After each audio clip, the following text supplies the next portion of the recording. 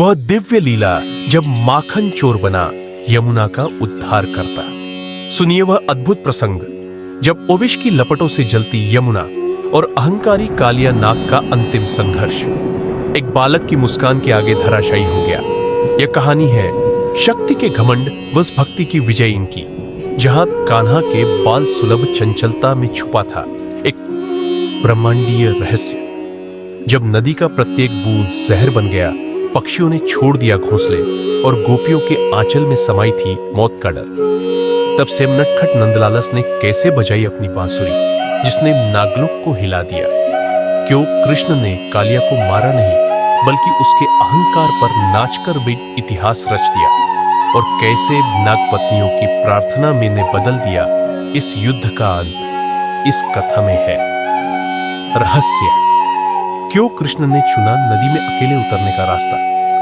रोमांच, फन फैलाते कालिया और कृष्ण का जल युद्ध, भक्ति का सार, घमंड के समुद्र में विनम्रता की जीत। लेकिन सावधान, यह कथा सुनते समय आपके रोंगटे खड़े हो जाएंगे, क्योंकि जब कृष्ण नाचते हैं तो स्वयं प्रकृति उनके चरणों में झुकती है। क्यों सुने यह कथा।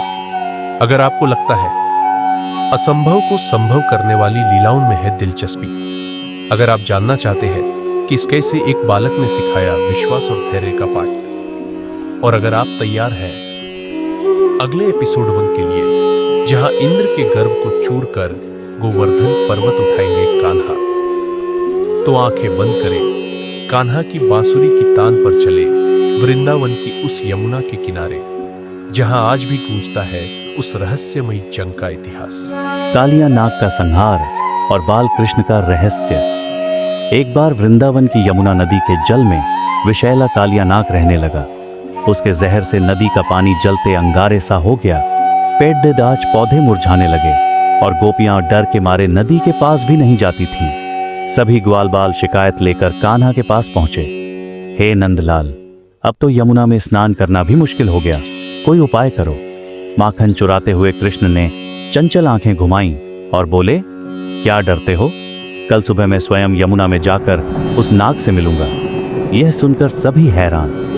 बलराम ने चेताया, यह कोई खेल नहीं कृष्ण, उसके एक डंक में हजारों को मारने की शक्ति है। पर कान्हा तो मुस्कुराते रहे, जैसे कोई रहस्य योजना बना रहे हों।